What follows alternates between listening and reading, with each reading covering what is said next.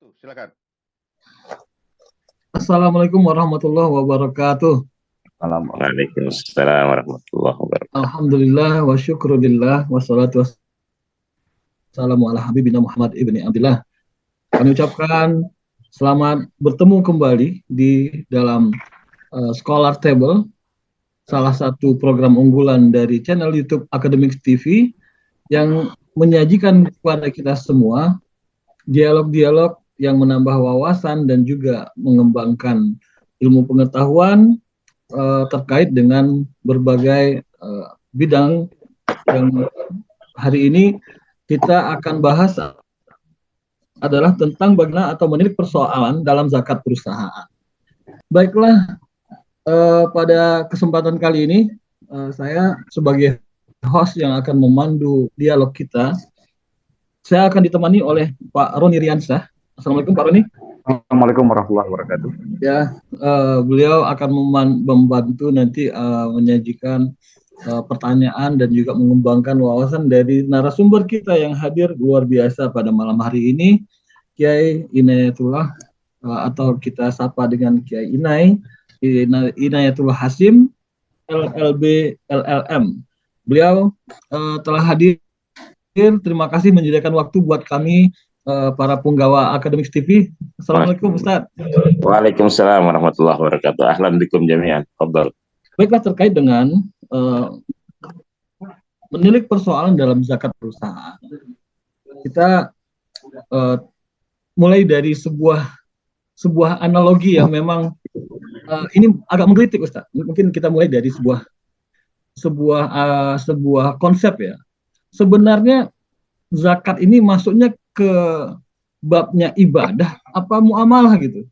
Soalnya begini Ustaz, saya ngelihat ada persoalan bahwasanya pengembangan zakat ini terhambat oleh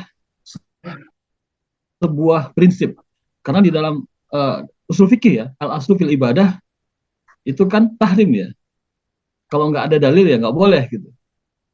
Jadi ini bukan soal bid'ah nih, tapi kalau ibadah perlu dalil katanya. Maka ketika zakat masuk fikih ibadah, untuk bikin zakat padi aja kita susah itu meyakinkan orang kalau itu dalilnya ada.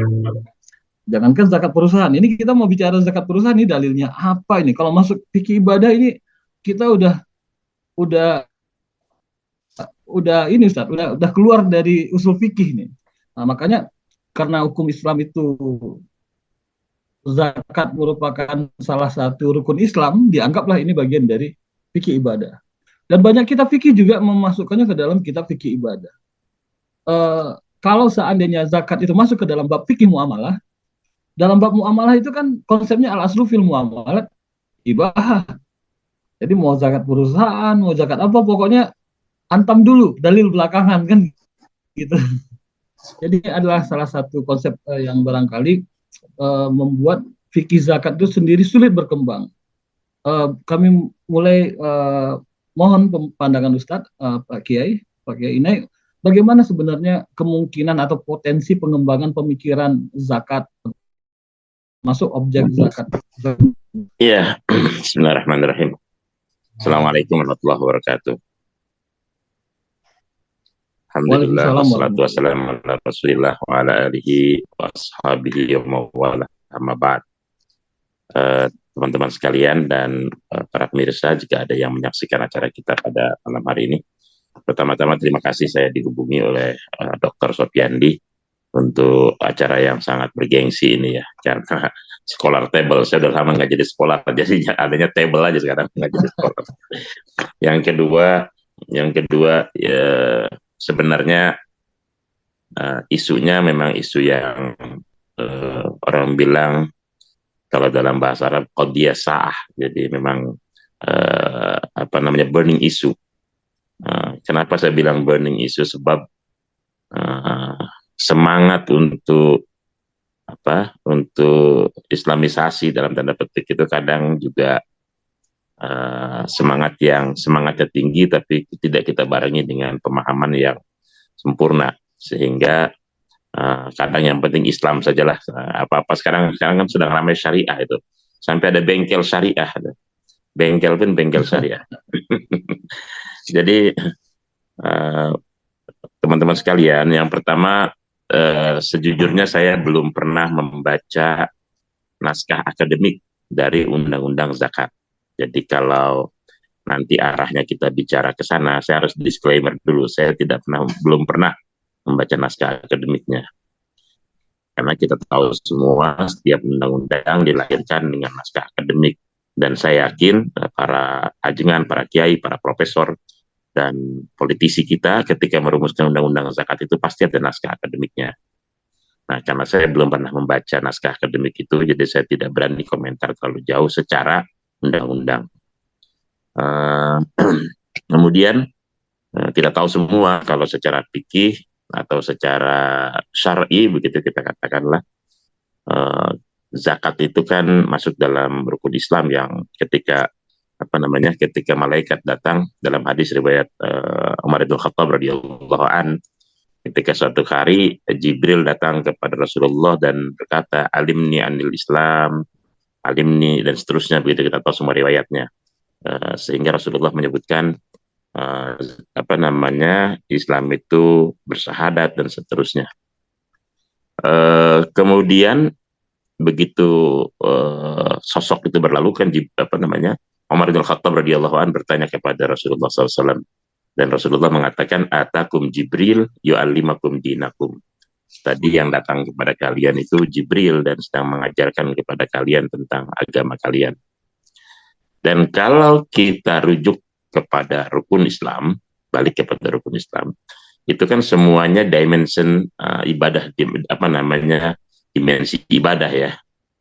Bahkan dimensinya dimensi ibadah dan dimensinya dimensi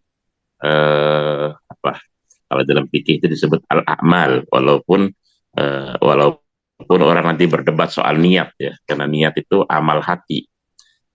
Karena niat itu amal hati, jadi bagaimana membuktikan niat. Tetapi kita tahu bahwa itu sejak awal adalah fundamental tenet of Islam, fundamental guidelines of Islam. The 5 pillars itu diajarkan oleh Rasulullah SAW. Nah, lalu kalau saya pribadi ditanya ini bukan pendapat alim, tapi pendapat pribadi saja. Saya tetap berkesimpulan bahwa zakat itu adalah ibadah. Jadi zakat itu bukan masuk ke bab muamalah, tapi dia masuk ke bab ibadah. Dari mana kita tahunya? Karena kewajiban itu tidak berlaku atau tidak serta-merta dibebankan kepada non-muslim. Misalnya kan kita tahu semua zakat itu berarti asal dari satu peristiwa zakat itu adalah iman, ya kan? Karena itu dia ibadah. Termasuk Imam Syafi'i.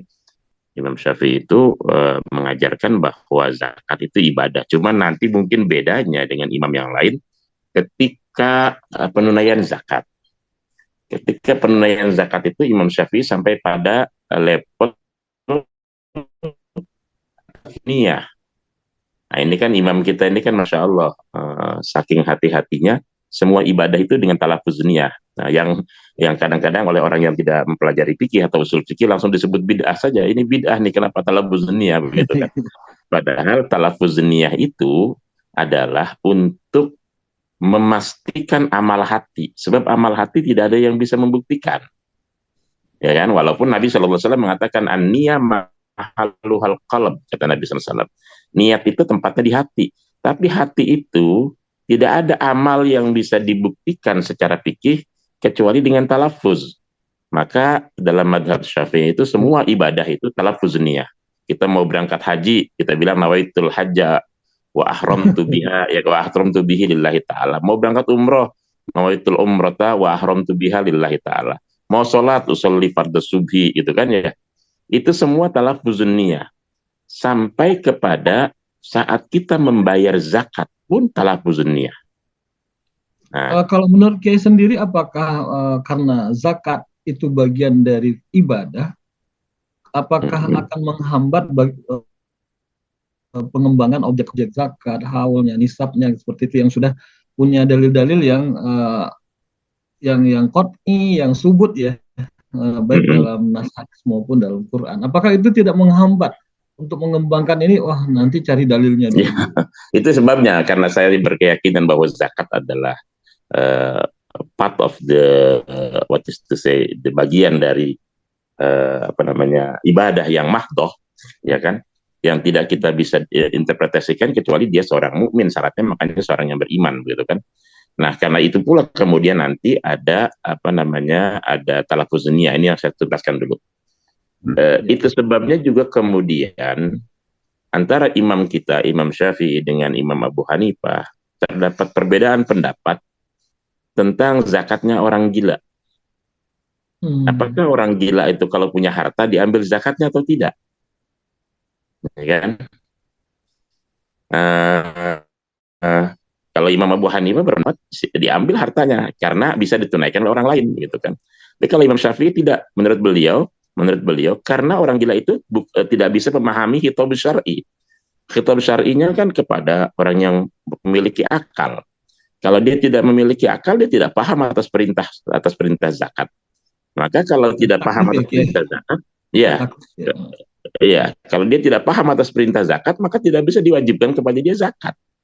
Sebab apa namanya, kita tahu semua dalam usul fikih ya, ada hukmul taklifi, ada hukmul wad'i.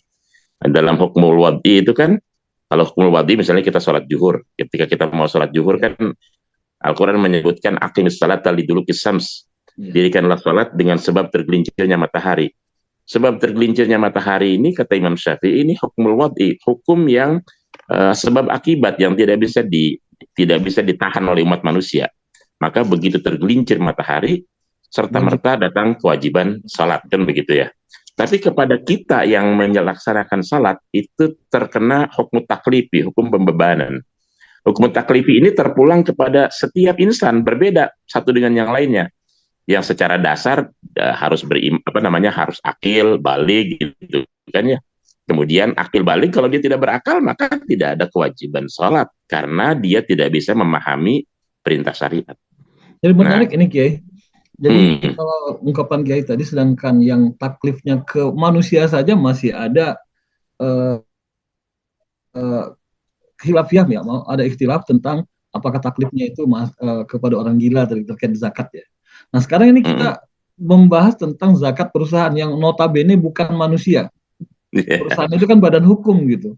Nah ini menarik. Mungkin dari sisi mungkin Pak Roni ada pertanyaan dari sisi bahwasanya entitas yang menjadi wajib zakat itu bukan manusia. Bagaimana Pak Roni? Ya, Assalamualaikum warahmatullahi wabarakatuh. Ini begini guys, kalau baca, jadi kalau saya yang baca buku yang terbitkan oleh Basnas, kemudian juga tulisan dari beberapa termasuk dari Malaysia, dari India, berargumentasi kewajiban zakat perusahaan itu diibaratkan sebagai istilahnya iktibariyah, sasya iktibariyah. Sasya iktibariyah. Itu kan sama maknanya dengan apa yang dikenal dengan persona ficta gitu. Ini kemudian direnesan, ditarik, jadilah yang kita kenal dengan legal entity, apalagi kita pakai hukum Belanda ya kan. Saya kira Pak Kiai tahu persis, kita dari kontinental, dan kontinental itu dari hukum Romawi gitu. Nah ini sekarang diabsorpsi oleh fuqaha kontemporer. Bagi saya ini jadi pertanyaan. Ini kan perusahaan ini subjek hukum fiktif ini. Bukan bagaimana konteks ini Kiai kalau melihat ini, menurut saya pendapatnya. Ini kan aneh tadi. Iya, putus-putus. Langsung baik tanggapannya. Ya. Pertama tentang perusahaan atau saksiyah iktibariyah atau legal entity lah, kita bilang legal entity. Sebenarnya bukan cuma perusahaan legal entity, itu yayasan juga legal entity. Kemudian koperasi ketika dia mendapat pengesahan dari kementerian menjadi legal entity. Yang disebut dengan legal entity ini kan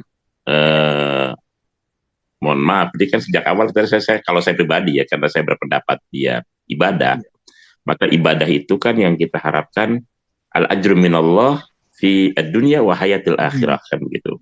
Jadi ada reward pahala di hadapan Allah nanti di negeri akhirat. Nah sekarang saya kenapa tadi saya menceritakan tentang zakatnya orang gila? Kenapa dia tidak dibebankan zakat? Sebab dia tidak paham dengan khitab syar'i, yang pada gilirannya dia tidak bisa talafuz niyah. Nah, kalau dia tidak bisa talafuz niyah, bagaimana dia bisa dibebankan zakat, begitu kan? Maka kepada dia tidak ada pembebanan zakat, karena harta yang dia miliki seberapapun banyaknya, begitu ya, itu tidak menjadi objek zakat, karena dia tidak talafuzun, tidak paham atas khitab syar'i. Nah, sekarang legal entity atau perusahaan atau badan hukum, ketika dia menjadi suatu badan hukum, apakah dia kita terima sebagai saksiyah iktibariyah yang takumu pi makanin saksiyah fardiyah? Kan nggak mungkin. Kenapa? Karena tidak bisa melafazkan niat, tidak bisa mendapatkan niat. Kalaupun, ini makanya saya katakan, kalaupun mau dibebankan zakat, yang dibebankannya itu kepada shareholders, kepada para pemilik perusahaannya. Jadi, misalnya di akhir tahun itu ada penghasilan misalnya 2 miliar lah begitu ya, kemudian dividennya dibagikan kepada para pemegang saham. Nah, dividen yang dibagikan kepada pemegang saham itulah yang dikenakan beban zakat. Saya kira hal yang sama di Saudi Arabia. Ini saya kira ya, bukan saya pastikan. Saya kira hal yang sama di Saudi Arabia. Saya tidak pernah itu mendengar perusahaan membayar zakat di Saudi Arabia. Yang ada adalah syekh-syekh, orang-orang kaya yang membayar zakat. Iya, bukan perusahaan, karena kalau pada perusahaan itu dibebankannya pajak, bukan dibebankannya zakat. Maka sekarang Saudi Arabia itu kan menggenjot pajak sebesar-besarnya, termasuk kenapa biaya haji meningkat, biaya umroh meningkat, karena dibebankan pajak yang dulunya tidak ada pajak. Jadi dari sini kemudian saksiyah iktibariyah atau the legal personality, ada satu yang tidak bisa dia pahami, yaitu al-ajr minallah fi hayatil akhirah, gitu kan. Oke lah, kalau di kehidupan dunia itu dia bisa katakanlah memberi manfaat dan seterusnya. Tapi kita ini ketika membayarkan zakat, kita secara personal, maka bahkan kata Imam Syafi'i itu dengan talafuz niyah, bahkan kalau di kampung-kampung itu dengan ijab kabul ya, itu bayar zakat fitrah yang cuma 2,5 liter atau 3 liter itu ijab kabul. Kenapa diajarkan ijab kabul? Saya terimanya ya. Iya itu. Kenapa diajarkan ijab kabul itu? Kenapa sampai begitu? Sebenarnya itu Masya Allah, para ulama itu ketika diajarkan ijab kabul itu biar jelas statusnya bahwa ini tuh bukan lagi membagi tetangga, bukan lagi membelas kasih, tapi ini zakat. Karena zakat itu harta mereka, harta fakir miskin. Khudh min amwalihim sadaqatan tutahhiruhum wa tuzakkihim biha. Jadi ketika ada ijab kabul, statusnya jelas bahwa si A tidak sedang mengasihani tetangganya atau sedang mengasihani saudaranya, tetapi dia sedang beribadah. Nah, karena itulah diajarkan tentang ijab kabul. Nah, ini semua ini sebetulnya pembahasan fikih ya.